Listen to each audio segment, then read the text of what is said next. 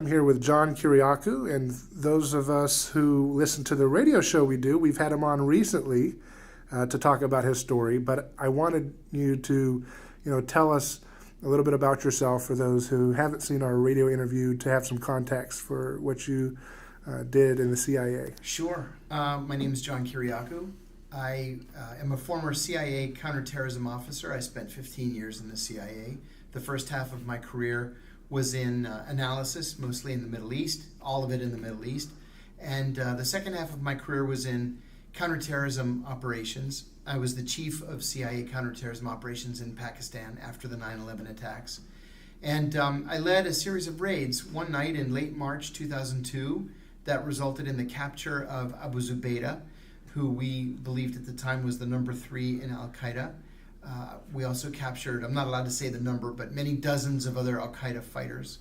I left the CIA in 2004 to go into the private sector. And in December 2007, I decided to blow the whistle on the CIA's torture program, which I believed was patently illegal, in addition to being immoral and unethical. I gave a nationally televised interview on ABC News with Brian Ross. And I said that the CIA was torturing its prisoners. I said that torture was official U.S. government policy. It was not the result of a rogue officer, as President Bush had intimated. And I said that the program had been personally approved by the president himself. As you might imagine, the FBI began investigating me the very next day. And they investigated me for a full year, from December of 2007 until December 2008. I ended up going up to Capitol Hill and worked as the chief investigator on the Senate Foreign Relations Committee. And then in January of 2012, so this is 4 years and a month after blowing the whistle, I was arrested by the FBI. I was charged with 5 felonies, including 3 counts of espionage, coming out of that original ABC News interview. Of course, I hadn't committed espionage. Those charges were all dropped eventually. But to make a long story short, I had to take a plea to a lesser charge to make the whole thing go away. I was more than $1 million in debt thanks to legal fees, and the CIA wanted their pound of flesh. And so I agreed to take a plea to violating the Intelligence Identities Protection Act of 1981. I served 23 months in a federal prison. I have 0 regrets. And now I've kind of become a de facto spokesman for issues pertaining to liberty and civil rights, civil liberties, human rights, the rule of law. I believe in the Constitution. And I think that politically the country's getting to a point where people understand that. And they're beginning to really appreciate what that means, to stand for liberty in the Constitution. Did you do interrogation work? I did. Not the violent torture interrogation work. I was always the good cop at the CIA. And so when we would capture prisoners, my Arabic was absolutely excellent. So I would sit down with these prisoners at first and begin interviewing them. More often than not, they did not want to have a conversation. This was in Pakistan? This was in Pakistan. Would you go into a room like this, like we're in? Oh, none of the rooms were as nice Not as this, huh? Okay. No. So, but would you have a little desk or a table like Had this? a table that had an eye bolt in it, so we could chain the prisoner to the table. So It was a metal table, or? It was a metal table, yeah. Real cold? No, that came later. Okay. That came later in the secret sites. So you'd come in a little small table similar to the size of this table? And I would say, Salamu alaikum, satad'awan ma'anak. May peace be upon you. Will you cooperate with us? Sometimes they said yes. Usually they said no. Even if they said no, I'd press them a little bit. Would you like to have So how would they say yes? If they were, did they say it with pride or with desperation? No, or with what? resignation. Like, They said it was yes. resignation. The first one that ever said yes to me, I said, really? And he said yes. And I said, why would you cooperate with me? And he looks at me and he says, because I'm your prisoner. I get nothing out of not cooperating. Yeah. I said, good answer. And he really did cooperate. I mean, I laid out maps of the border area in front of him, and he told me like foot by foot, how he got across the mountains through the passes from Afghanistan to Pakistan. He identified the locations of the safe houses that Al-Qaeda was using, both along the border on the Pakistani side and then in the cities, which we then used to raid those new houses and capture even more Al-Qaeda prisoners. So, the ones that said yes and cooperated gave us great stuff. The ones who said no, by and large, went to Guantanamo. And the important ones who said no went to a secret site. It wasn't nice at the secret site. Were you in charge of sending them to which one they went to? Well, I would make a call and I'd say, where do you want them to go? And they had read, at headquarters, they had read my reporting, who had been cooperative, who hadn't been cooperative. Most of them we would just load onto a C-12 and they would fly to Cuba.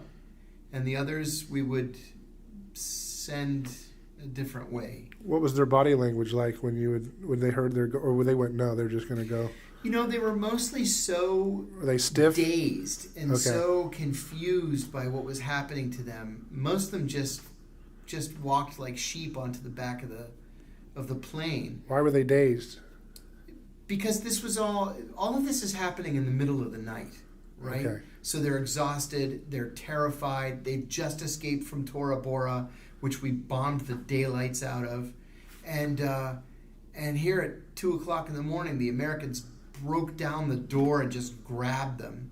Now, a lot of them were married and had kids, so we separated the women and children from the men. We ended up sending the women and children just back to their home countries, but we didn't tell the prisoners that. So we led them to believe that we still had the wives in custody. Were these all Al-Qaeda or other groups too, Taliban? Or? Every once in a while, we would capture somebody else. We caught several Taliban, not a lot, but a handful. We caught a whole house full of Jaish-e-Mohammed, the Kashmiri separatist group. And then we would get a lot of Egyptian Islamic Jihad, EIJ guys. Now, they had merged with Al-Qaeda, but they still kept kind of a separate ethnic identity because they were all Egyptians. In Pakistan? In Pakistan. They came over there to help? Yeah. They went to... See, Ayman al-Zawahiri, who's now the head of Al-Qaeda, was the founder of Egyptian Islamic Jihad. He was one of the masterminds of the Sadat assassination in 1978. So when he pledged fealty to Osama bin Laden, he took the entire group with him, and EIJ merged into Al-Qaeda. What was your favorite thing about your experience with the Pakistani people? With the Pakistani people, I did actually become friends with my Pakistani counterparts, as crazy as that might sound, because you can't really trust anybody in Pakistan. They're working both sides of the fence, right? They're working with you to help capture these people, yet they created the Taliban. Do you know how the Taliban were created? No, how was it created? Well, first look at the word Taliban. Taliban is a plural of talib, which means student or students. So the Pakistanis were having a problem with their trucks. Their trucks were being hijacked as they were crossing Afghanistan on the way to Iran, just to trade, to deliver goods. And so Benazir Bhutto came up with this idea. Why don't we take some of these students, some of these Taliban that we have in the madrasas here in Pakistan, we have them ride with the trucks on the truck drivers, or ride in the trucks with the truck drivers, so that they can protect the truck as it's crossing Afghanistan. And they did that for a while, and it worked. People stopped attacking the trucks. And then they said, well, wouldn't it be more efficient, instead of leaving these guys in the trucks all the time, just to put them in the villages that line the road connecting Pakistan to Iran across Kandahar and Helmand provinces in southern Afghanistan. Well, once these guys got into these villages, they decided they're taking over the villages. So rather than, running for the village council or becoming the mayor or whatever, they just decided, I'm one of the Taliban, we're these students that just arrived here, these villages are ours now. And they were ethnic Pashtus, and the villagers were ethnic Pashtus, and law and order can be a good thing when there's a lack of law and order. So that's how the Taliban were born. And they became more and more fundamentalist, more and more radicalized, very well armed. So they were actually a creation of the Pakistani intelligence service. This was a creation that got out of hand and just spun out of control. Now, you've got the Pakistanis who created the Taliban, also helping us capture Taliban and Al-Qaeda, while at the same time funding and arming Kashmiri separatist groups. So who do you trust? You can't trust anybody. You just have to hope that they're going to be the good guys on the operation with you, and then what they do in their spare time, just hope that it doesn't cause you any damage. So I became friendly with these guys to the point where they had me over to their house for dinner. I met their wives and kids, and everything was copacetic. Were these small homes or big homes? Or? Very small homes. The only big homes were the generals' homes. They were all corrupt. Taliban generals? Oh, no. Okay. Pakistani generals. Okay. Who were taking money from the Taliban, who were growing poppy and selling heroin, and I thought the Taliban banned the growing of poppies in Afghanistan. Is that true? That's what they like to tell everybody. That's their pitch? In fact, poppy cultivation was banned until the 9/11 attacks. And so they decided that they just needed the money more than they needed to ban drugs. And now the whole country is just covered in heroin poppy. But the Taliban banned it prior to 9/11. Yes, they did. And virtually wiped it out. Why did the 9/11 thing change their mind about legalizing it? Well, because drug use, drug addiction is un-Islamic, right?